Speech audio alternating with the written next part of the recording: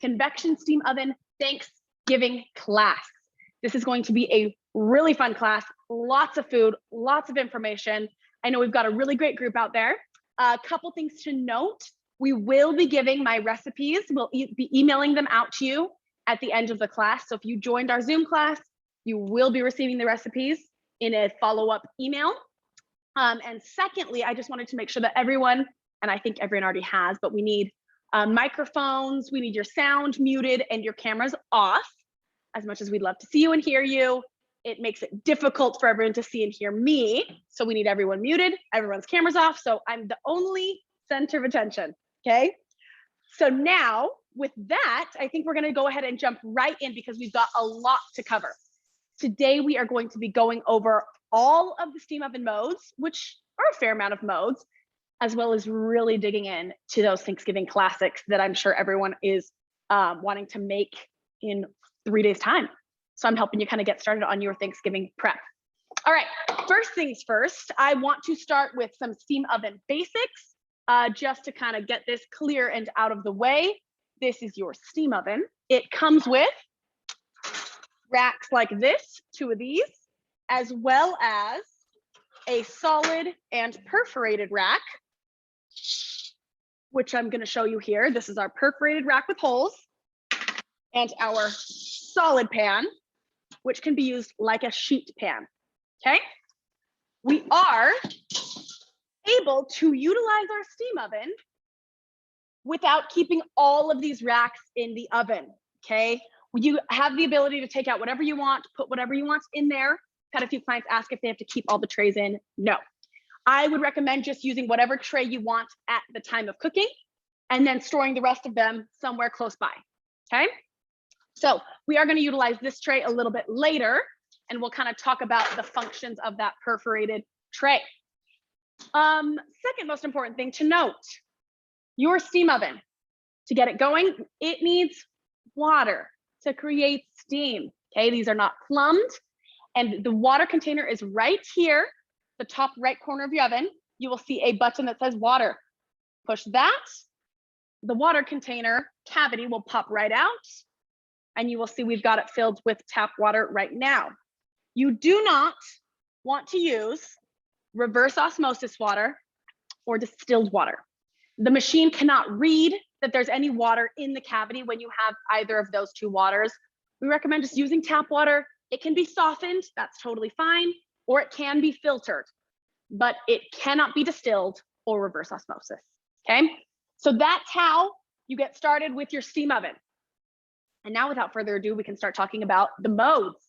So to start, the first thing we need to do is get our glorious turkey into the oven. We're gonna get this cooking because I want this to come out before the class is over. Those of you out there who've never seen one of my Thanksgiving classes, you might be like, well, that's crazy. Turkeys take hours and hours to make. We're not gonna be here for hours and hours. We've got about 1 hour. The steam oven is life-changing. You are going to have your turkey done lickety split. So for those of you who are planning to use your steam oven to cook your turkey, which you should, pay attention. It's not gonna take the usual 4 or 5 hours. This is a 12-pound turkey, which is probably my favorite size in terms of flavor for a turkey. I think you end up with the best cooked product. However, if you've got a big family and you're serving a big turkey, the steam oven is like the great equalizer, and it will make the whole turkey cook evenly, beautifully, and taste delicious, okay? So a turkey about this size, we're looking at between 45 minutes to an hour. That's it for cooking. Where when we do our 25-pound turkeys, because we do those often here in the showroom, it takes an hour and a half max, which is mind-blowing. So it's much, much faster. Your turkey will cook way faster than what you're used to. Plan accordingly. So now let's talk what we did to prep our turkey. So we've got our 12-pound turkey. You thawed a couple days in advance, so do that today if you haven't already started thawing. And then you're going to 1 or 2 days before Thanksgiving. We did this 2 days before because it's so flavorful to do this, 24 to 48 hours. We dry brine it. And a dry brine means you're gonna use kosher salt and whatever else you want. So we here used a very simple dry brine, kosher salt, brown sugar. Oftentimes, depending what type of turkey I'm doing, That's the only dry brine I do. Today, we wanted a little bit more of a spiced turkey. You can see that beautiful reddish color. So we used a smoked paprika as well, okay? So, and black pepper, lots of good black, fresh, cracked pepper. I like to grind it right the second I'm gonna use it, okay? You'll get the freshest pepper flavor. And then we let it sit in our fridge, just like this, on a rack, placed in a roasting pan, in the fridge, uncovered, you guys. Don't cover this. You want the turkey to completely dry out as it sits in the fridge. And over that 24-hour, 48-hour period, 12 hours if that's all you have, over that time period, that dry brine you've created, the salt is gonna penetrate through the turkey and season it all the way from within. So you get breast meat that is completely flavored, not just surface, okay? And on top of that, we leave it uncovered because we need that outside surface to dry out. By creating a dried skin, we're gonna get crispy skin after it's done cooking. So in my opinion, the crispy turkey skin, everything, it's everything. So that is why we prepare a turkey this way, that is how. Now what we're gonna do, the next most important part for your turkey, we let this sit at room temperature. If you can, for a couple hours, just to make sure that this gets up to room temp, it will cook a little bit quicker and more evenly as well. And then we're going to probe it, okay? Everyone with your steam ovens, pay attention because I'm gonna show you how to use this probe. This is very important. You will never reach the desired perfect turkey doneness if you don't utilize your probe. Don't follow a timer. Do not, I promise you, don't you dare trust those little pop outs that they put inside turkeys. Those are never accurate, okay? So take your probe. And if you have two ovens, two Wolf electric ovens, you will have two different probes. One is black and one is blue. They are not interchangeable. Black goes with the steam oven. So black with black, okay? And blue will go with your other convection ovens. Here's the probe. Long skinny part is going to be inserted directly into the breast, okay? I'm going straight in, and as you can see, I'm not gonna touch any bones, and I'm gonna end up reaching the deepest, thickest part of the turkey breast to make sure that it is all the way done, okay? Now we're gonna put it in our oven. And guess what, guys? This is going right in an unpreheated oven. Not preheated, okay? It's a cold oven. So I'm gonna take our beautiful turkey. He's sitting right inside. The probe, little short stubby side, is going to go right here on the side. Okay, it's kind of hard to see with the camera. There's a little flap, and we will get that right there. That is where it is inserted. Make sure your probe is all the way covered. The turkey's covering the whole thing. And make sure you plug this all the way in. If you do not do either of those things, your turkey or your probe will get confused about what temperature it is, whether it's the turkey temperature or the oven temperature. And if you don't insert it all the way, then it won't work at all, okay? So now we're ready to cook our turkey. What we're gonna do is we are gonna turn our steam oven on. Abby is gonna zoom in a little bit on the camera. I'm sorry, I didn't even introduce Abby at the beginning. She's behind the camera, everyone. And Yvonne, who is assisting me with all of the kitchen cooking things, you'll see her as well, keeping everything running smoothly and keeping me on track, okay? So we've got now, we're zoomed in here. I'm gonna show you exactly what to do. Any button will turn your steam oven on. And then here we are at the home screen.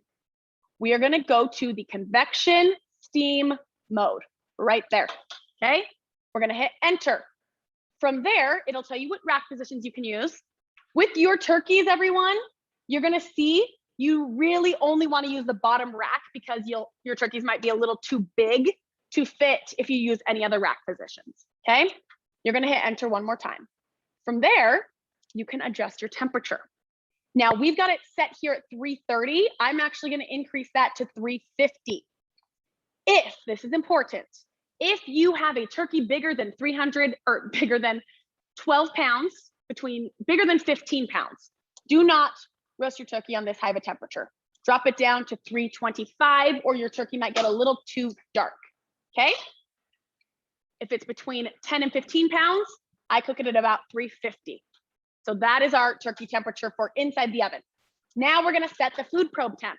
So I use the arrow to go one place over and I'm gonna hit enter, okay? From there, we set the internal temperature, 160. That's my magical number. You will end up with a moist, delicious turkey that is perfectly cooked, not dry or overcooked, and not pink, scary, and undercooked. All right. From there, hit enter. And now we are ready to go. Do not set a timer. The turkey will be done when the turkey reaches its appropriate temperature and you will pull it out.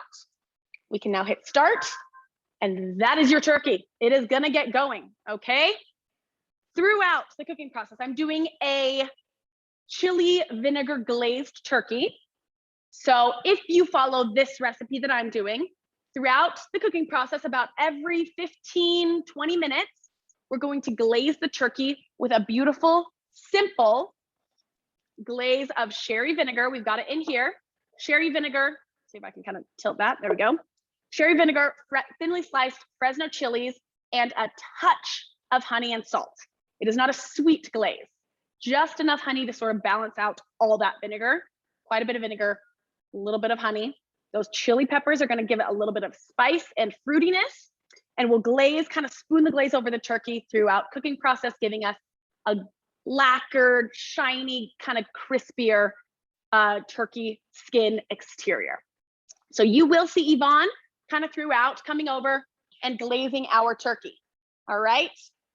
Then once the turkey's done, I'll come back to talking about this because we're going to pull it out and we're going to let it rest for at least 30 to 45 minutes for a turkey of this size before we're allowed to carve into it. If you carve it too soon, if you don't let the turkey rest, it won't have time to let all of its boiling juices calm down, and you'll end up with all the juiciness of the turkey on your cutting board, and it won't be cooked perfectly and moist and delicious.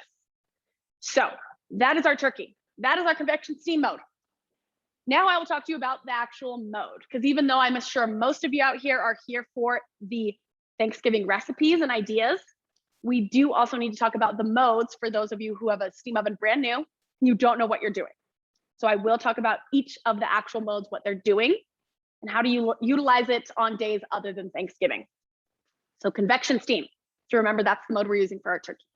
This is a mode that uses high heat convection as well as intermittently throughout the cooking process bursts of steam into the cavity. That's going to create this moist cooking environment, but also a high heat environment that is perfect for browning. Think about it. The best turkey you can have is moist and tender on the inside, that crispy and brown on the outside. That convection steam achieves that. Anything that you want, moist, tender on the inside, crispy, browned on the outside, convection steam is your mode, okay? So think other things when we really only cook turkeys once a year, let's be honest. No one makes turkey throughout the whole year, in spring, summer, or really any other day. So think of roast chicken. I love cooking roast chicken. It's the easiest, quickest, and most, I think, impressive dinner party dish you can do in lickety split time. Convection steam, roast chicken, best ever. How about crispy mac and cheese? I bet some of you out there might be doing that for Thanksgiving. Crispy breadcrumbs on top of that gooey, cheesy noodles. You'll get that perfect effect with convection and steam, okay? That's the idea. Crispy on the outside, moist and tender on the inside. We have a question. Oh, I should have mentioned, all of you out there who's been in my class, I know I've got a couple good students here. They know. Type your questions in the chat box. Abby will read them out to me and I will then answer the questions. So she's going to read me a question now. What? Oh yeah, and then they know the questions, right? Everyone can read the questions. Listen, whoever asked that, you need to trust me. Your turkey will sit on the counter for 45 minutes. Guess what? It'll still be burning hot when you carve it. I'm dead serious. When we do our big 25-pound turkeys, I rest them for an hour. And guess what? When I start carving them, I still got burned little fingers. You will be shocked how long that turkey can carry that heat. I promise you, you'll have warm turkey. You will not have cold turkey if you rest it. If you slice into it too soon, you will not have a good turkey. Okay? Trust me. Smaller turkeys like this one, between 30 and 45 minutes resting. Bigger turkeys, between 45 and an hour of rest time. Okay? That is a good question though. I promise you it will stay warm. You can trust me. All right. Good on questions? Okay. So you guys, that's our turkey and that's our convection steam mode. I'm now going to move along to the next mode, because we've got to get going. We've got lots of food to get done. This is this would be, I will say, kind of like our appetizer, or you could serve this with the Thanksgiving meal as well. But I'm doing a really fun Thanksgiving, I'll say, tart, okay? So I have beautiful puff pastry here. You can kind of see it. The light is kind of washing it out, but this is our puff pastry, rolled out and docked with a fork in the center, all around where I don't want it to puff up. So I left about a 1/2 inch border for a crust. So you will see as this cooks, it's going to get extremely puffy and crispy and flaky. Right now, you'll see it's just a thin, flat little piece of dough. So this tart, what I'm doing today, I think is a fabulous way to serve a dish, make it a little in advance because it's great at room temperature or hot out of the oven. This one you could eat hot out of the oven, but you've got your family, everyone's gathering, everyone's like hungry and crazy, and you're like, oh my gosh, the food's not ready yet. This you can already have out and people can be snacking on and they can leave you alone, okay? So get your puff pastry. It's easy, easy, easy, delicious, keeps people out of your way.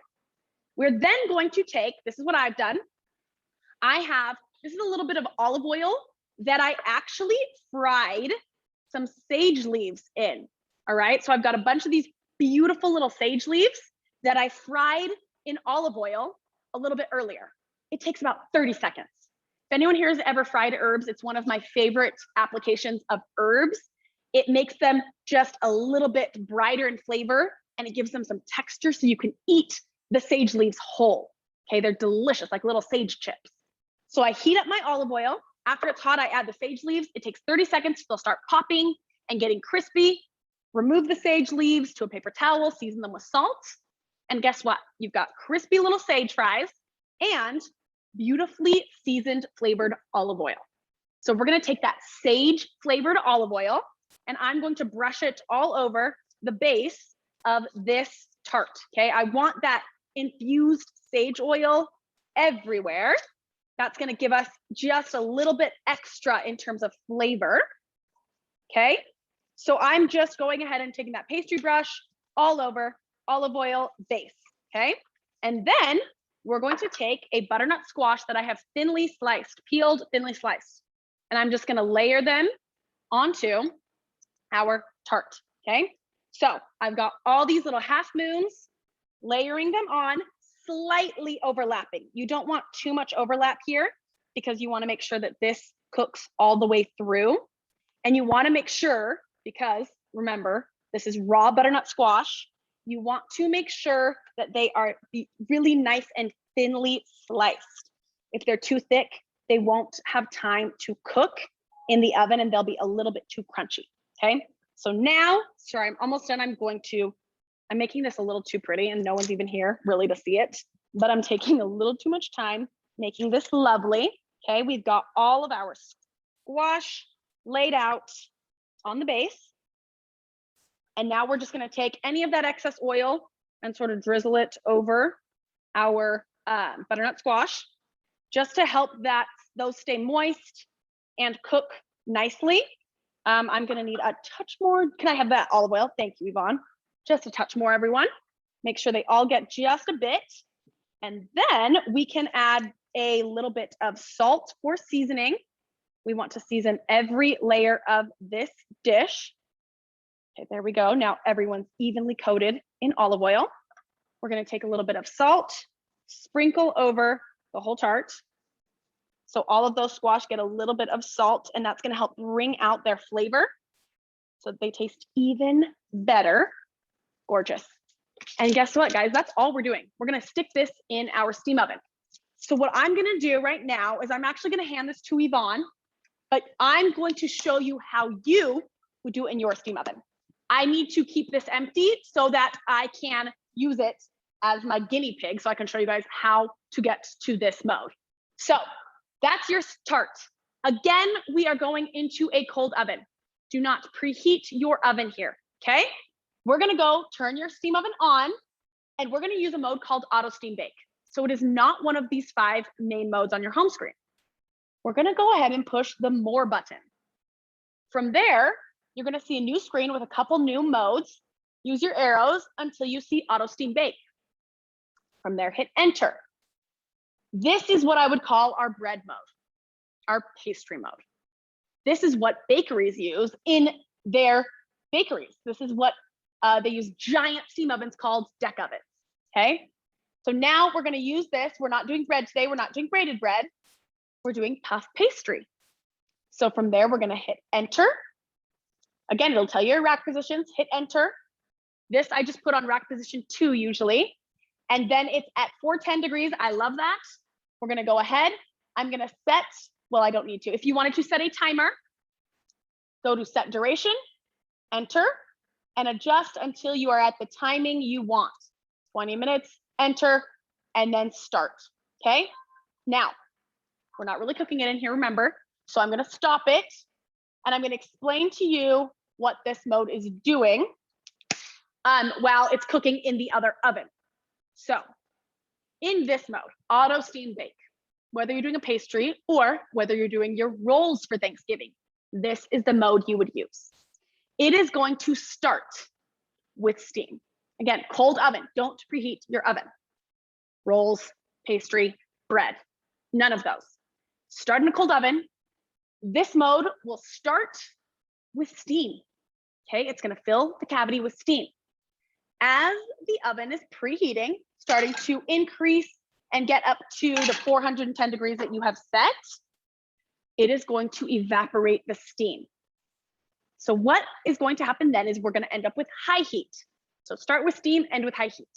That's gonna create this environment in your oven that is perfect for doughs. It's going to cause this gummy layer to form on the outside of your breads, your pastries, and that is going to do 2 things. It is going to protect your bread from hardening into that shell, that crust too soon. If you build a crust too fast, your bread will never have time to fully rise. Your puff pastry will never get to its full, flaky, puffiest state. That steam, that gummy layer slows that crust building down so that it can truly rise. Second thing it's gonna do is create sort of an egg wash, shiny, crusty look to your bread or pastry that is usually achieved with an egg wash, but you don't even need to use an egg wash because that auto steam bake mode does it for you. That shiny, extra crispy exterior is achieved through the steam and then high heat, okay? That is the auto steam bake mode. Today, we're using it as an appetizer dish, a butternut squash tart that once it is done cooking, there was one extra piece of squash, we're gonna top the tart with some shaved Parmigiano Reggiano, some of that beautiful fried sage leaves.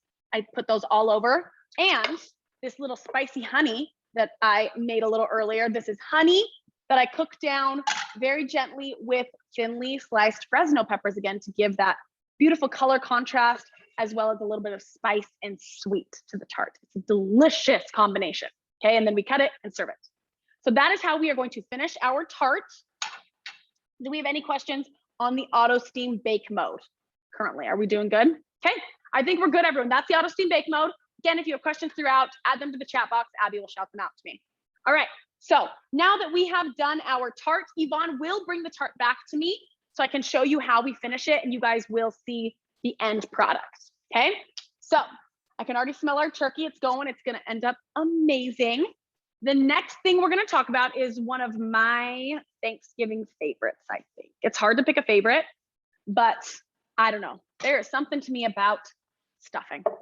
This is our stuffing, or technically dressing, okay? Because we are not stuffing our bird because I don't believe in that. I think a stuffed bird is the worst way to cook a turkey and ends up with soggy stuffing, and I want crispy browned stuffing, okay? So I am a believer in dressing, technically dressing, which is cooked separately from the bird. What I've done here, I prepped this in advance because this is one of those things that will do better if it has time to sit in all its juices before you cook it, okay? And also, I have a lot to talk about and you guys can't watch me make a whole batch of dressing because it takes about an hour, okay? So what this is, my version is cornbread and crispy sausage, okay? I take cornbread, we bake cornbread a couple days before, And then the day of, we actually take the cornbread, break it into chunks. You can see big chunks of cornbread in there. We do not cut it. I don't like perfect little even squares of cornbread. I just think that's kind of boring to eat. I like tearing chunks. So you get some big ones, some smaller ones. You end up with this melange of different textures and sizes, which is going to make a more interesting thing to eat. And we take those and we toast them in the oven. So we take the broken cornbread, lay it out on sheet trays, 2 sheet trays, and we toast it in our oven at a low temperature, about 300 degrees for an hour to help dry out that cornbread and get a sort of toasty, nutty flavor going, okay? While the cornbread is toasting, I'm making the rest of it. So I crisp up Italian fennel sausage. That's my preference. I think that addition of fennel flavor is delicious. You could do a sage sausage as well. That's also fantastic. Or if you like sweeter things, do a maple sausage. I like a little more savory, so I did an Italian with a fennel flavoring, okay? I crisp up the sausage. Once that's all browned and crispy, and you guys can see Yvonne doing a wonderful job here glazing our turkey. Thank you, Yvonne. Once our sausage is crisped up, I remove the sausage from the pan.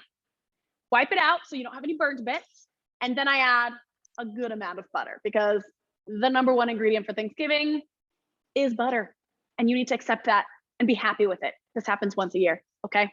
So lots of butter in your pan. You will cook down onions and celery. I love celery in dressing. I can't state it enough. I think that's an essential part of your dressing. So lots of celery, onion, cook it down in butter with some garlic and some salt. And then you're gonna take that and you're gonna add into a big bowl all of the cooked down celery and onions, the sausage, and a ton of herbs. I like a very herbaceous stuffing. Lots of parsley, lots of thyme, and lots of sage, okay? You're gonna take all of that, mix it in a bowl, add the cornbread pieces, the toasted cornbread pieces to that big bowl, toss them around so everything's sort of evenly coated, and then you will put that into your dish that you're gonna cook your stuffing in. We're using a 9x13 here. And then you pour in just a mixture of eggs. It's gonna help hold the stuffing together. So I do 3 eggs and about 3.5 cups of good flavorful chicken stock. You can use turkey stock if you have it. You could use vegetable stock if you don't like chicken stock. Okay, you're gonna use that. You're gonna mix those together and pour it over the dressing. And it'll look a little like a lot of liquid, but that's why we have dried out our cornbread. It's important because all that dry cornbread can soak up all of the juices that I added. And now when I move it around, you don't see liquid pooling around like I did earlier. That's why we do this early. I let it sit for about 3 hours. You can set it in the fridge, set for 3 hours, pull it out. Now we're ready to cook. You could even do this the day before and just stick it in the oven right before dinner, because I think hot dressing is essential, okay? And this you wanna eat right away. So now that's how I prep my stuffing. Now I'm gonna show you how we cook it. And the steam oven is gonna change your world when it comes to stuffing or dressing, I guess, technically, okay? Now remember, we're pretending again. Pretend like I'm putting this in. It would be on this level 2 again, kind of the center of the oven. Yvonne's actually gonna take it to my other steam oven. Thank you, Yvonne, so that I can utilize this to show you guys again, okay? But my dressing would be in here. We're gonna turn the oven on, go to our home screen, and we are going to use the arrows to find Convection Humid mode. Convection Humid is the mode that I use for anything that is quite moist, and I want to retain that moisture to help cook the product all the way through and keep that moisture in there. Very important when it comes to dressing. Oftentimes, I think dressing can be the worst part of a Thanksgiving meal, if I'm being honest, because it's easy to mess up. If you tried to do this recipe I showed you and cook it in a regular oven without this Convection Humid mode, it would end up very dry. Dry and just not that beautiful texture of sort of moist and crispy at the same time. Our Convection Humid mode is going to close off the vent in the top of the oven. So instead of letting all that moisture out, it's gonna trap the moisture in the oven. So as that dressing cooks, letting off a lot of that moisture, remember we poured a lot of liquid in there, it's gonna start evaporating, but that steam has nowhere to go because we've closed off the vent. So it's going to build up this very humid, wet environment inside the oven without injecting any steam into the oven. So you end up with a very humid environment. That dressing cooks through perfectly and has that moist environment for cooking that it needs, while also at a high temperature that gives it the ability to brown. So you get a beautiful texture for your dressing that it's perfectly cooked through. All right, that's how we do our dressing. If you guys are doing dressing at home, I gotta say, I don't want to say my recipes are the best, but this dressing might be the best. It's so yummy, and you guys will love it if you try cooking it in your convection humid mode. If you have your own dressing recipe that you've done forever, do that recipe and try it on the convection humid mode. Okay, so that is what we're using today. If you do, it's not Thanksgiving. That's what I was gonna say. Other foods you wanna cook on this mode, you could do everything from, think wet, moist batters like a cake or a brownie. Something that has a lot of moisture, wants to evaporate, but you don't want the product to end up dry. So it's the best way to bake cakes. I made an oatmeal chocolate chip coffee cake yesterday just because it was Sunday and I wanted one. And I cook it in my steam oven. And you end up with perfectly cooked through, and it stays moist and tender the whole time. It's like a safety against over dry and cooked cakes. Okay. It's also great for muffins and scones and those sorts of things that need a little more moisture to be delicious and can be a little hard to cook. On the other side of things, besides batters and products like dressing, a lot of moisture, it's great for braising foods. So if you're cooking something low and slow, like a red wine braised short rib, this is the mode to do it. You don't need a lid because, again, remember, by closing off the vent in the top of the oven, it's as if we have put a fake pretend lid on top of the oven. So you've created that braising environment without actually having to put a lid on. Pork shoulder, pork ribs, baby back ribs, doing a lamb shoulder. So good, low and slow, cook down on your convection humid mode, gives that tender, beautiful environment that richer, fattier cuts of meat need to cook through perfectly. Okay. And again, it still browns because you're not actually putting a lid or tinfoil covering anything. So do we have any questions? We're good again? Oh, Abby's doing really good answering, but do you have any, or any you need to ask? Okay, awesome. So guys, that's our convection humid mode. Okay, and that is why we're cooking our dressing. Now, we're gonna move on to Abby's favorite part of Thanksgiving, everybody, okay? And I'm not gonna lie, this is a really good thing. I don't eat mashed potatoes that often, so I would agree this is like a Thanksgiving special, and this is a really good thing. Mashed potatoes. So this is where, everyone, we are going to find function for our perforated pan. I know if you guys were here in person in the class, I would ask whose favorite part of Thanksgiving is mashed potatoes. Guarantee over half of the class would say mashed potatoes is their favorite because they're delicious. Starchy, potatoey, creamy, buttery, rich, so good. This, my friends, that I'm going to teach you today is, and again, this is one person's opinion, but remember, I'm the chef here, so I'm probably right, okay? This is the best way to do mashed potatoes. We're going to take the perforated pan, we're going to take potatoes, and there's a lot of different variables that you guys can control here, and I'm going to tell you what the best ones are to get the best end product. We've got a specific type of potato. Not just any potato will create the dreamiest, creamiest, best end product for mashed potatoes. I am in the family of Yukon Gold potatoes. You'll end up with, like I said, a creamier, slightly denser, richer mashed potato. Texturally, it is, I think, cannot be beat. If you prefer a lighter, airier, fluffier mashed potato, then you would want to go with a russet potato. So depending what style you like is going to depend on which potato to choose. I've done a lot of mashed potatoes in my day. I'm telling you, Yukon Golds are the way. We peel them, we wash them, and then cut them into little cubes. This is about 1.5 inch, 2-inch cubes on the perforated pan. We're gonna take this and we are going to cook it in our steam oven, okay? So I'm gonna remove this, I'm gonna put it on the top. This is gonna go again, rack position 2, slides right in. We are going to utilize our steam mode, guys. We're steaming our potatoes. We are not boiling them for our mashed potatoes. Enter on steam. Again, your rack positions, enter. And now I am gonna set a timer here because these will take about between 20 and 30 minutes, depending on the size of your potatoes. So I'll set a timer for 20 and we'll check on our potatoes. And if they need a little longer, then we will add a little more time. That's what's happening in here, okay? Now let me talk about this mode and let me talk about why this is the best way to do mashed potatoes.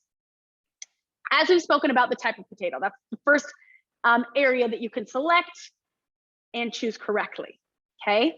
Now, why do I steam them instead of boiling them on the stove? This is because boiled potatoes will inherently absorb a lot more water. They're just sitting in a pot of water and the water's boiling, and so it's really penetrating into the potatoes. You end up with slightly more waterlogged potatoes, which is fine. You can get by with mashed potatoes, but that means you're gonna end up with a product that isn't quite as creamy and dreamy.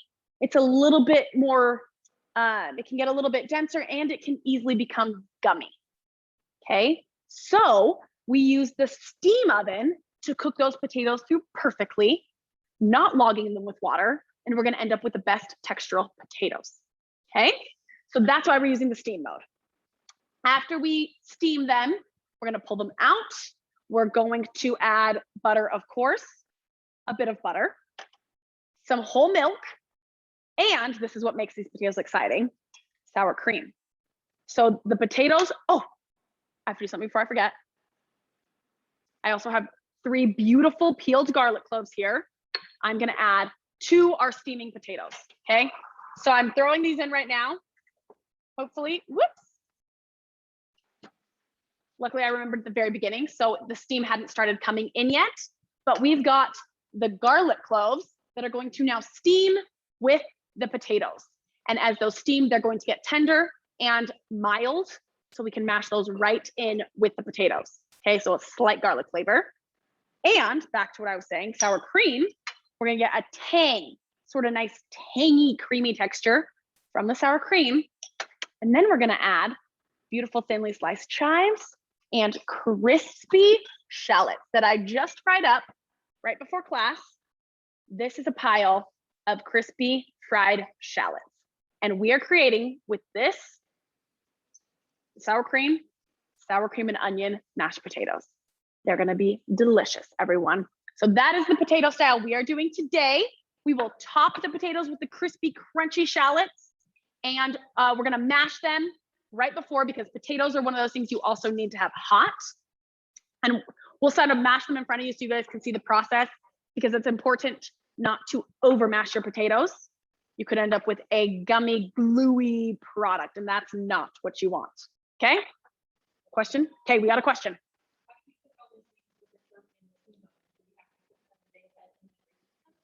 Okay, so that's a good question on process and order of how to cook your Thanksgiving foods.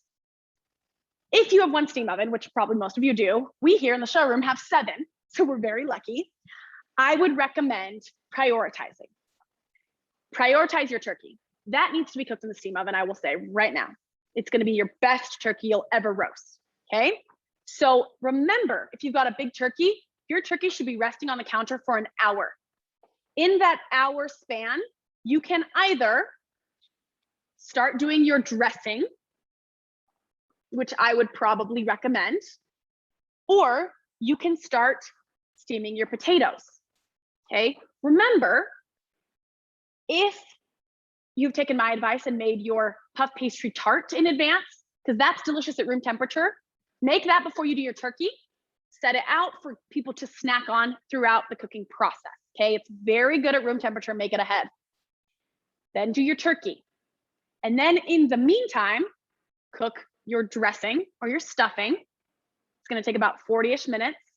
And then you can do your potatoes right before the potatoes, because you want your potatoes done very, very last. If you can't make that work, boil your potatoes. It's still gonna be delicious and work. Just after you've boiled them, I'd recommend draining the potatoes, then putting them back in a hot pan with no moisture and sort of cooking them to help dry out any of that excess moisture. So that's a good way to do your mashed potatoes if you don't have the ability to steam them. That's a great question. You kind of have to figure out, okay, what's gonna be best, what's important. And if you do rolls on Thanksgiving, I do recommend doing your rolls in the steam oven as well. And that'll probably be the very last thing you do right before you eat, because hot rolls, that's very important, okay? So I'm gonna keep moving on with our steam oven modes and our different foods, because we've still got a fair amount of things to cover right now, okay? So we've talked, we were talking our potatoes for the steam mode. Now I wanna go back to talking about the steam mode on days other than Thanksgiving. That steam mode is going to be great for steaming any and all type of vegetables. It does a really good job. Delicious steamed vegetables, perfectly cooked through. The texture's nice, the color's vibrant, it's wonderful. But steamed vegetables, you know, aren't that delicious. There's a better way to do them. Other things you can do, poached fish. That's a very, very good way to do poached fish. They end up perfectly cooked through and you don't end up with a stinky house, okay? You can do hard and soft boiled eggs, which is really, really convenient on Easter. You can do 30 eggs at one time in your steam oven. You can cook rice on the steam mode and end up with perfect, fluffy, beautiful rice every single time. You can cook a pot de cremes or creme brulee in your steam oven without a water bath. You can do cheesecakes. All of these foods that usually need moisture, they need to be steamed, they need water baths. You can do in that steam mode without having to add any extra water to it, because it's going to steam the cavity. And the highest temperature this can go is 210 degrees, because that's above that steam evaporates. So highest is 210, can also go down to 90 degrees, which is actually a wonderful thing. Steam mode, 90 degrees, perfect environment for thawing. And I bring that up because I know one of you, or maybe not one of you, but someone out there is going to forget to get their turkey out of the freezer to thaw, and they're gonna need to rapid thaw. You do that in your steam oven, and it's the best way to thaw your turkey quickly and safely, okay? You can also soften butter on the steam at 90 degrees. Great way to soften butter. But that is our steam mode. We love our steam mode. Today we're showing you mashed potatoes. Do we have any other questions there? I think Abby has done a fabulous job keeping on top of questions. So I'm gonna go ahead and I'm gonna keep moving along, everyone. All right, so we've talked most of our modes, but, oh, everyone, we're having a switching out AirPod. This was gonna switch. Oh.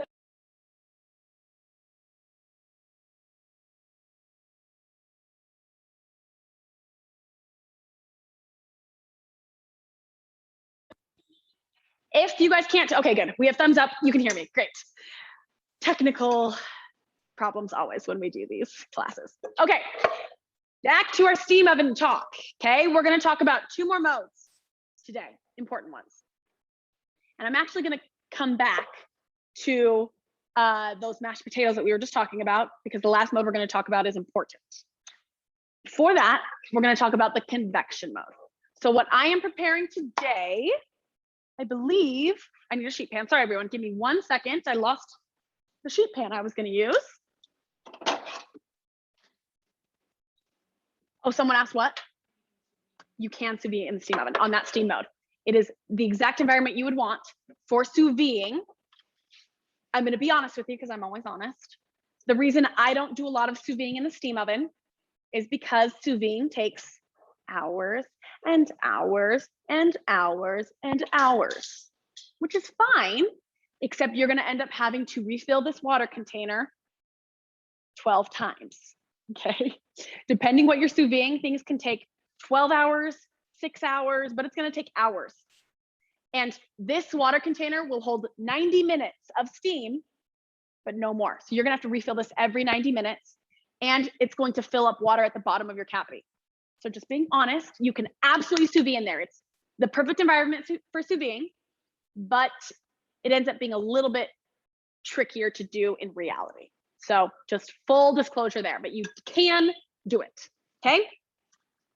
Now I'm gonna go back to the mode I was talking about, convection, okay? And we have got Brussels sprouts. Although Thanksgiving is mainly a meal of brown foods with similar textures, I like to throw in at least one green vegetable. And here in the showroom, I love all vegetables, I'm gonna be honest. And I do a lot of different vegetables. Here in the showroom, I think crispy Brussels sprouts are the preferred favorite vegetable. So that's what we're doing today for our Thanksgiving meal. We've got Brussels sprouts cut in half, okay? Beautiful little halved Brussels sprouts, giving them a nice flat surface. We've got a sheet pan. I want to show you that this sheet pan can fit in the oven, okay? So that's what I want. Okay, Yvonne did something amazing. Never mind. I didn't know where you were. Let me toss these and then we'll use it. Okay, Yvonne did my little trick for me because I have no ovens here. So I'm gonna show you a trick for roasting and getting crispy vegetables. Take your vegetables, whether you're doing Brussels sprouts, broccoli, potatoes, squash, put it in a bowl. Use this to toss the vegetables in whatever fat you might be using. I'm using olive oil today and seasoning, so lots of salt, okay? I wanna make sure these are nice and seasoned. And you wanna make sure you use enough oil, okay? I'm just gonna toss these, and I do this in a bowl because this is going to allow me to ensure that all of these Brussels sprouts get evenly coated in seasoning and oil, okay? Because if we have any that are dry, they won't cook well.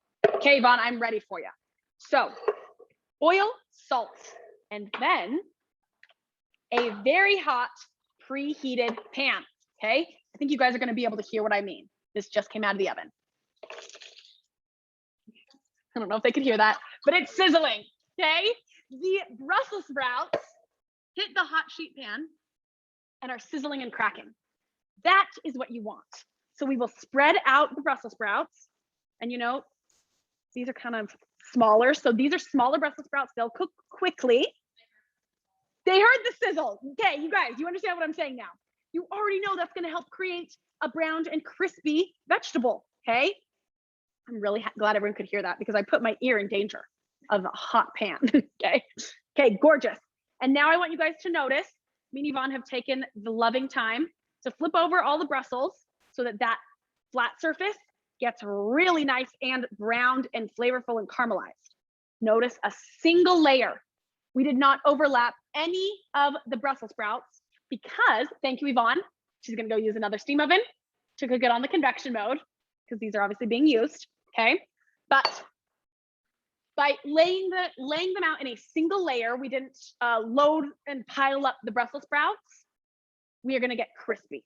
If you guys try, you're like, you know what, I've got a lot of people coming over, I'm gonna dump all my Brussels sprouts onto one sheet pan, and you end up with a big pile, they're never gonna brown. By stacking them on top of each other, there's not enough air to circulate and they'll end up steaming. And guess what? Steamed Brussels sprouts are gross. Crispy Brussels sprouts are delicious. So single layer, spread them out so there's room for the air to circulate. Gorgeous. And then we want to put them in a hot oven. We have it at 440 degrees. That's the highest our steam oven will go. Convection mode. And they'll get browned. And because they are small Brussels sprouts, they'll cook in 15 to 20 minutes, browned and not overcooked. Okay, that's what's happening with our Brussels sprouts. We are using the straight convection mode because we don't want to add any moisture to our Brussels sprouts. We are crisping them up. Dry moving air for that convection mode. You can use that mode for any sort of roasting vegetables, baking cookies, any dry heat environment you want. Convection mode is great. The only tips I want to ensure that you know on that mode, convection means moving air. Moving air is going to penetrate through and cook faster than a still air.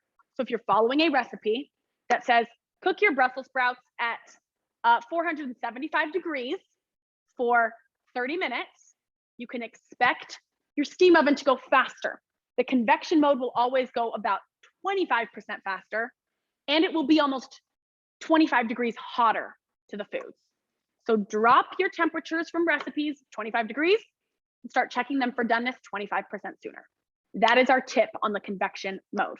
No matter which convection, regular convection, convection humid, convection steam, all of those modes do that same thing, 25-25 rule, okay? All right, everyone. Yes, technically. I didn't know how to answer that, but I want you guys to know an air fryer and a steam oven are basically the same thing.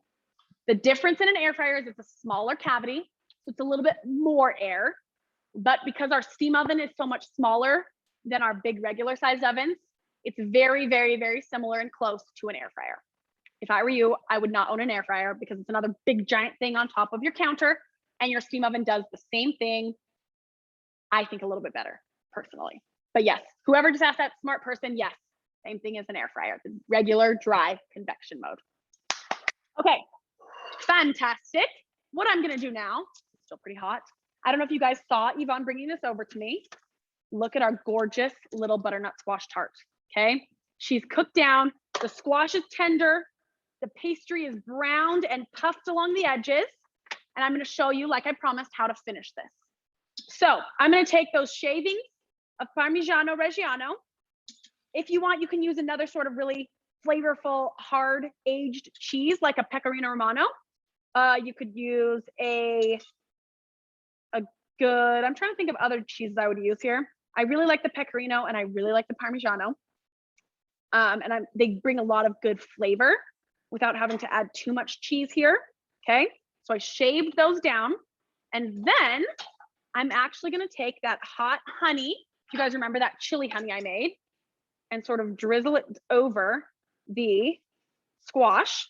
And I'm just trying to make sure that we get a couple of those nice little red chilies all over, evenly dispersed. Oh, he's stuck, there we go. So we get a little bit of spicy sweetness in every bite.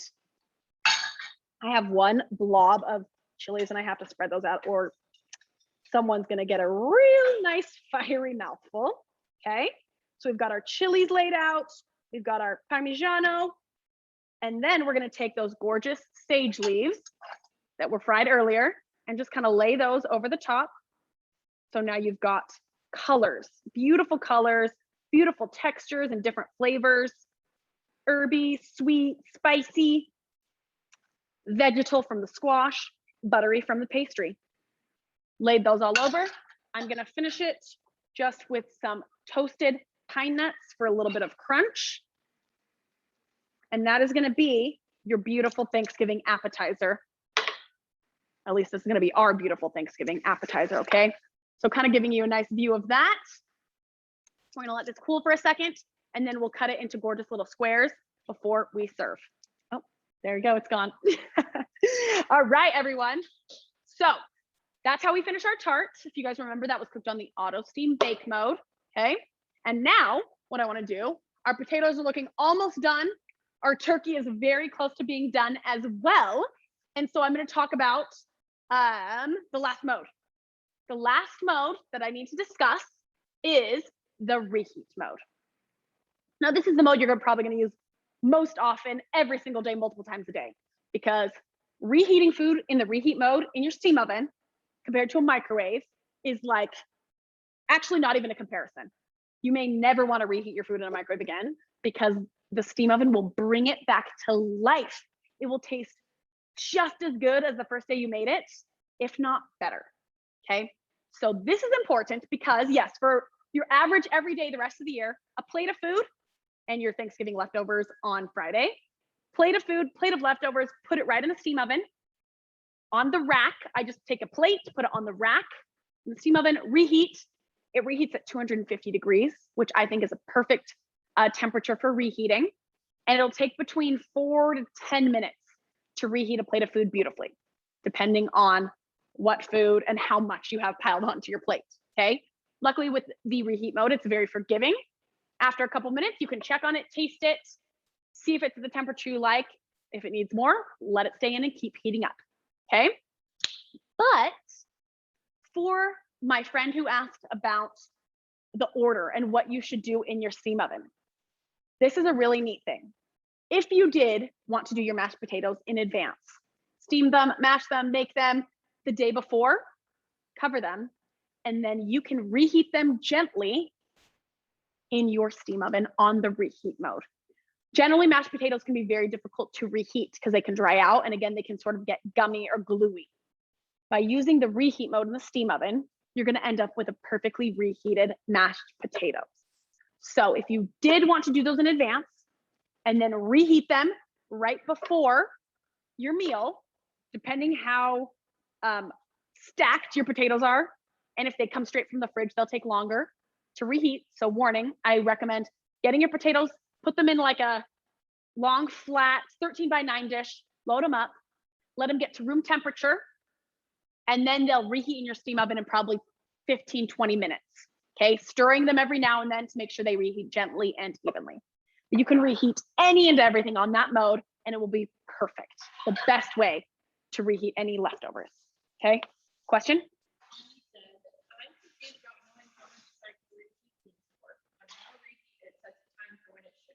Mm-hmm. So who was it? Sandy? I don't trust the auto reheat. I'm going to be honest with you. Hold on, we've got a timer finished. Okay, let me stop this. As I'm testing these potatoes for doneness, I'm going to talk you through that auto reheat. I don't trust the auto reheat because all food is different. So it can't, I don't believe that it can set a timer that's going to be accurate for all the foods you're reheating. I think the best way in terms of timing, it might be a little confusing, but you just have to taste as you go. If you're doing a whole, think of it, if you're doing a whole lasagna, that's going to take longer to reheat because it's dense, it's thick, there's layers. That could take 30 minutes to reheat. A whole big pile of mashed potatoes could take 15 to 20 minutes. Where a plate of food, a thin layer of food could take 5 minutes to reheat. It all depends on what the food is and how much of it there is. So the best thing to do is just put it in for what you might guess is your best guess, and then taste it. And if it needs longer, let it keep going longer. If it's done, it's done. If you went a little too long, luckily for you, the steam oven is very forgiving and it's gonna be okay. Your food's still gonna taste great. Even if you're like, oh, that went too long, longer than I wanted, it'll still be delicious, okay? Now I've gotta test these potatoes for doneness. Ooh, we're very close. I'm gonna give those just a nice, quick couple more minutes while I finish talking to you guys about our last dish I wanted to mention. Oh, one more question.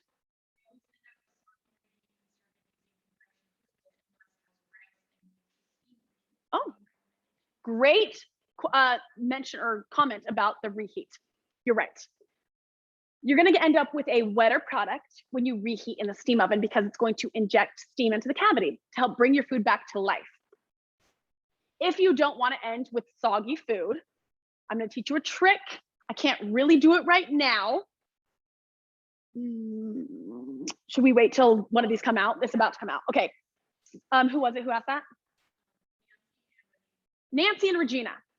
We're going to hold that question because I want to show you the trick I do using the steam oven, but we have to wait till the turkey comes out. Okay, it's just about done. So we'll pull it out and then I'll be able to walk you through exactly what to do to end up with the best reheat. Also, I want to mention in terms of, because you said soggy, your steam oven will bring stale bread back to life. Like it will rejuvenate stale old bread. So you can take your bread, if it's a whole loaf or slices that you've pre-sliced, put them right onto the rack of the steam oven. Don't put them on a plate because as you've noticed, steam is happening. If you put your bread onto a plate, it's gonna get soggy and wet. Okay, turkey's done. Okay, put it on the rack and the air will circulate evenly throughout and bring everything back to life. Now, we're about ready to talk about your question and this beautiful moment. I love doing this. We're gonna show you guys the gorged turkey, okay? Let me pull her out. How long was that? That was approximately 50 minutes. Ooh, here she is, guys. Here's our beautiful glazed, chili glazed turkey. I'm gonna let it sit right there, okay? And we now get to let this, Yvonne's grabbing, that's a hot probe. You wanna grab it? Oh yeah, she got it. Probe out. Turkey now gets to sit here for about 30 to 45 minutes before we're allowed to carve into that, okay? So we want to show you, here's our turkey. Look how browned and crispy that guy is. He's cooked through. This, remember, this was a 12-pound turkey. Took 50 minutes. I think we got that in at about 12:10. Okay, so that's our turkey. Let her sit. She's gonna stay hot for an hour at least. She's gonna stay hot for a very long time, so don't stress it, okay? I'm going to, even though she just came out, I like to add one more quick little glaze right over the top, okay? This will help give it that one last little bit of flavor and deliciousness. And then now I'm gonna just let her do her thing, okay? So now I can show you that reheat trick, okay? So for my two ladies with the reheat question, we're gonna come to our steam oven. I'm gonna show you exactly what to do if you wanna reheat, but you don't want things soggy. So I'm gonna have you zoom so I can show them exactly how to get there. To get to our, oh, oops, I just set a timer. Oh well. We're gonna go to that quick start mode. And then we're gonna use the arrows to find our reheat. Hit enter on the reheat, okay? And then let's pretend we've got our plate of food in there. Start operation, okay? 250, we're starting reheating. After about, let's say you're doing a plate of food, I'm just gonna throw out a pasta dish, okay? You want some moisture, but then you want it to not be sopping wet. So you're gonna reheat, let's say mac and cheese with crispy toppings with this mode for about 5 minutes, okay? After 5 minutes, this is the trick, ladies, use your arrows and you're gonna come all the way over to this little steam puff ball. That means steam on or steam off. If you are done reheating with moisture and you want it to get dry and crispy now, turn the steam off, okay? And you're gonna end up with a dry heating environment to finish off your food. That is the trick. Start with moisture, and then you have the ability to turn that steam off, giving you a crispy end product. That's my trick. We don't actually have anything in there reheating, so I'm gonna stop there, okay? And we're gonna show you our potatoes are just about done. So I think I'm ready to pull those out, everyone. All right, so sorry, I wanted to ask Abby, is that clear on the reheats? Oh, we've got 2 more questions. Abby's checking. Well, I pull these potatoes out because they're gorgeous, done and steamed through. Any questions I need to answer, or you got it?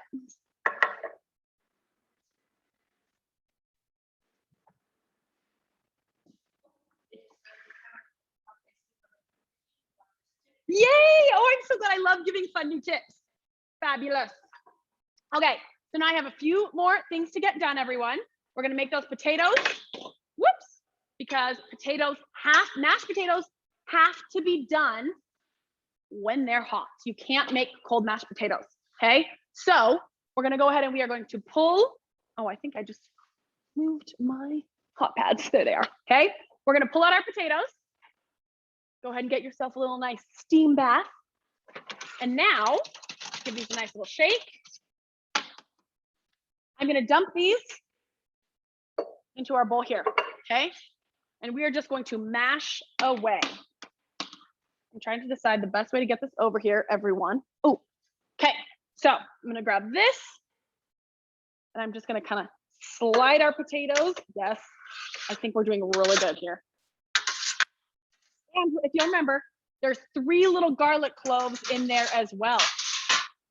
Those have gotten mild and sweet, tender. They're gonna mash right up with our potatoes, okay? So here's our potatoes. Now I'm gonna do a little chit chat about mashed potatoes again. We weren't done, whoops, in discussing the best mashed potatoes. So there's 2, I think, families of mashed potato lovers. You either like textured, sort of chunky mashed potatoes. This girl, I like a little texture. I don't want it to be pureed.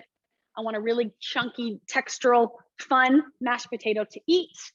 But many people prefer a really, really, really smooth and creamy mashed potato product, okay? If you like textural, just mash it. It's fun, okay? Do it while it's hot. If you like it very, very smooth, you need to use a potato ricer or a food mill. Do not try to make mashed potatoes with a stand mixer, a hand mixer, a food processor, or a blender. You will end up with a very, very gluey, gross, weird mashed potato product, okay? Don't over mix. So here, the best way, if you like chunky, is just good old fashioned elbow grease. And if you'll notice, I added a good helping of salt right here because potatoes really, really like salt. They need salt so that their natural flavor can come through.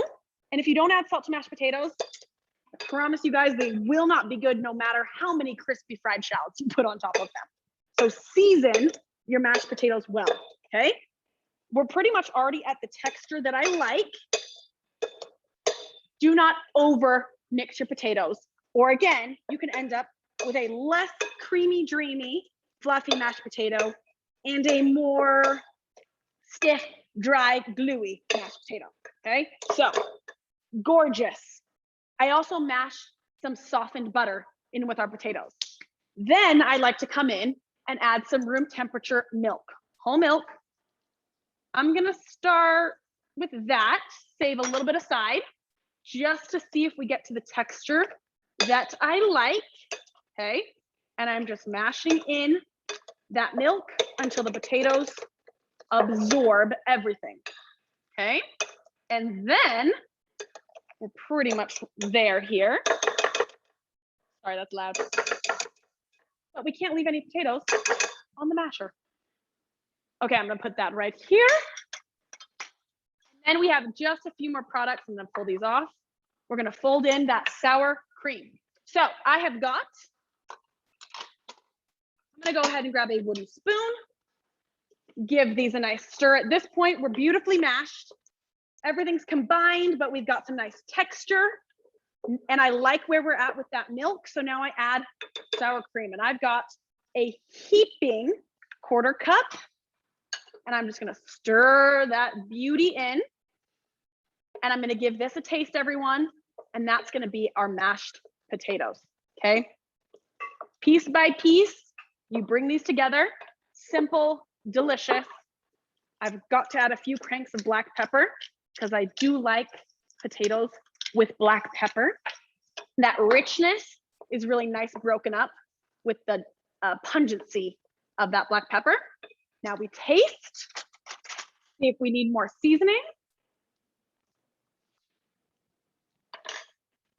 There, very good, but we need one more big pinch of salt, okay? Give it a nice stir, and these are ready. So what we're gonna do next on our Thanksgiving journey, I'm gonna hand these over to Yvonne. We're gonna top the mashed potatoes right before you serve with chives all over the top, as well as those crispy, crispy onions, okay? I'm gonna hand those to you. And now we're gonna finish our Brussels sprouts, everyone. All right, so if you'll remember, we have those gorgeous Brussels sprouts that have gotten lovely and crispy. And what I'm gonna do to elevate these and make them delicious is I'm gonna make a caramelized honey glaze. So I will move all of this so you guys can see what I'm doing here, okay? Over the stove, I'm gonna heat up, this is a quarter cup of honey, okay? And we're gonna heat that up on the stove for a couple minutes until it starts to get a little bit bubbly and caramelized. So this takes honestly just a few minutes, 3 minutes, and this will be bubbling, okay? There's nothing else in there but honey. Don't walk away because it will burn quickly and it will kind of get into a weird texture, but it will start to bubble and boil. Don't be scared. I'm gonna show you how we finish this, okay? Grabbing all my nice little Brussels sprout goodies, and I'm gonna move them here. So in the meantime, well, that is getting nice and bubbly. Do we have any more Thanksgiving questions for your guys' food? Doing pretty good? Okay, fabulous. Then while this is going, I did want to talk about one other item that I cooked today. Well, kind of cooked. I used the steam oven convection mode to toast pecans. And then I use those pecans to make a beautiful crust for a pie. Okay, now I didn't talk about the pie today because this, in my opinion, is a really good way to save on oven space. As we've talked about, that's definitely a thing you have to think about on Thanksgiving Day. So what I did is I toasted pecans, and you can use, no, it should be in there. Do you mind? I want it, yes. Yes, I want to show them. So I toasted pecans, and then I blitzed them up in a food processor with a little bit of butter and brown sugar, salt, and a few gratings of fresh nutmeg, okay? And then I made a sort of candied maple whip that goes right into the crust. So there's no bake here. Toast your pecans, and that's it. And then you're going to form the crust, chill it, make a beautiful maple mousse with egg whites and whipped cream. And then, oh, timer, we're done with that. Okay, and then you are gonna put that mousse into the crust, and this chills in your freezer for a couple hours. So you can make this in advance, and you don't need any oven space, okay? It's a delicious, delicious, fresh, sort of refreshing dessert for Thanksgiving that's so full of these like rich, hot foods, okay? We're gonna top this with some candied cranberries as well. But now, back to our caramelizing honey. This is at the perfect color. It's hard for you guys to see, but just trust me, okay? And I'm gonna add sherry vinegar off the heat. It's gonna bubble and boil, okay? I recommend, so a bunch of sherry vinegar to that honey.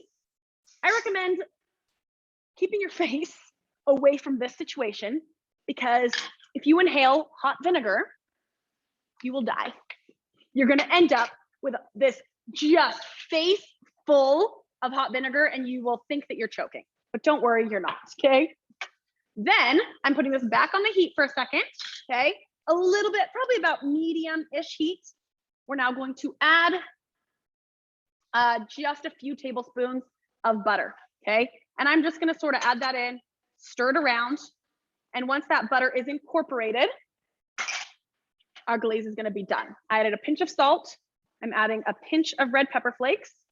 Depending how spicy you like it, you can add more or less. We like it spicy here, okay? But once you've added your butter, you're gonna let that melt into the glaze, stirring continuously. And after about 3 minutes, it should be nice and thickened. And we're gonna toss our beautiful Brussels sprouts into this glaze. So it's gonna make Brussels sprouts actually delicious. So while that's finishing up, what I wanna do is I want to actually show you guys how beautifully browned these got. And you guys see that? Our Brussels sprouts became caramelized, crispy, just like we wanted. You didn't end up with soggy steamed Brussels sprouts, which nobody likes. You ended up with caramelized, crispy, and now we're gonna add a nice sort of sour sweet sauce all over those, which is gonna really elevate them and bring them to life.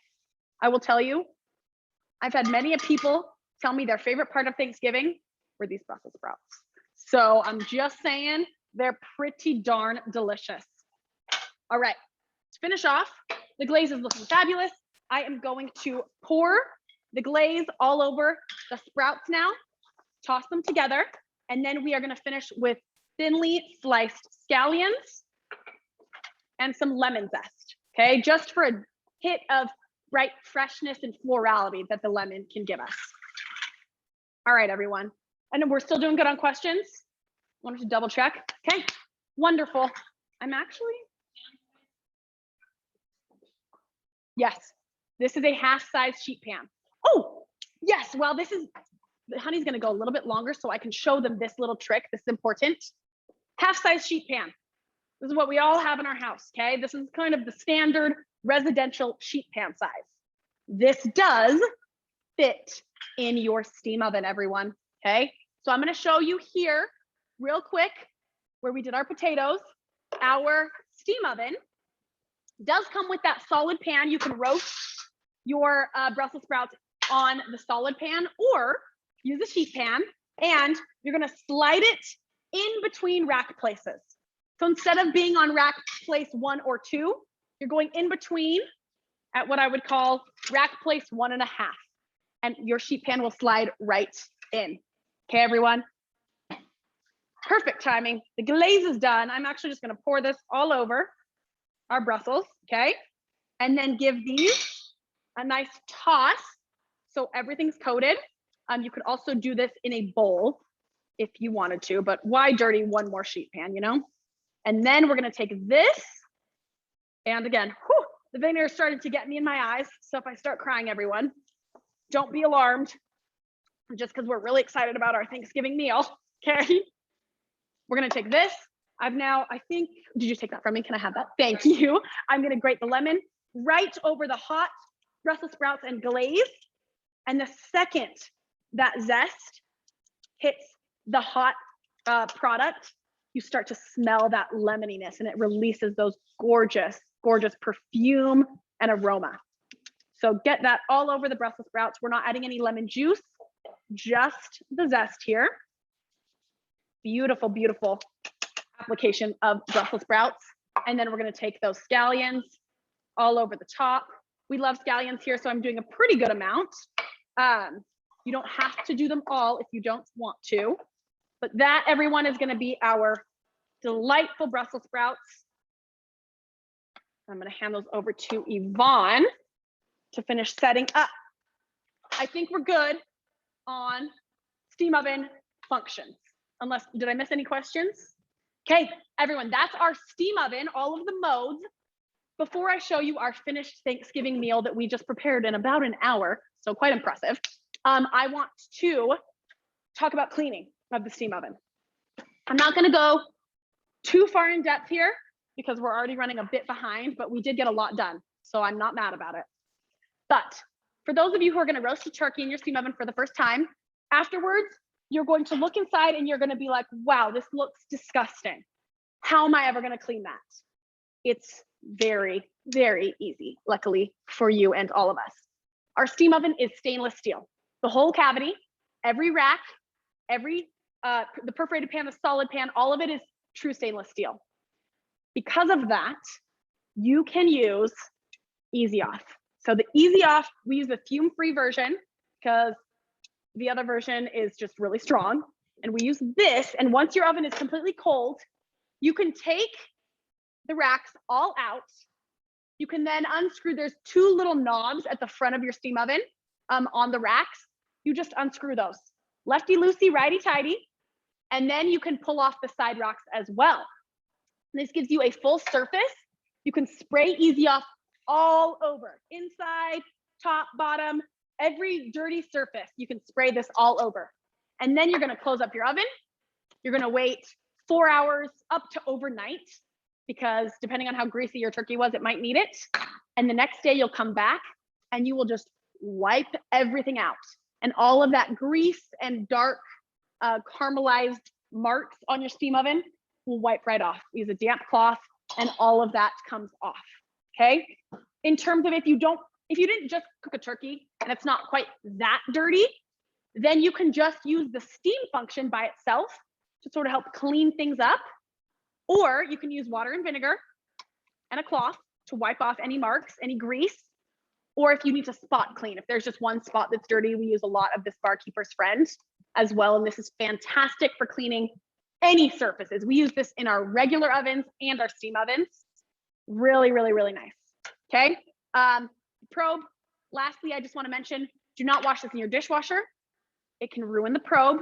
You will want to wash this just by hand, warm soapy water, simple enough. Okay, that is our cleaning, very quickly done. We've gone over an entire Thanksgiving menu in no time at all.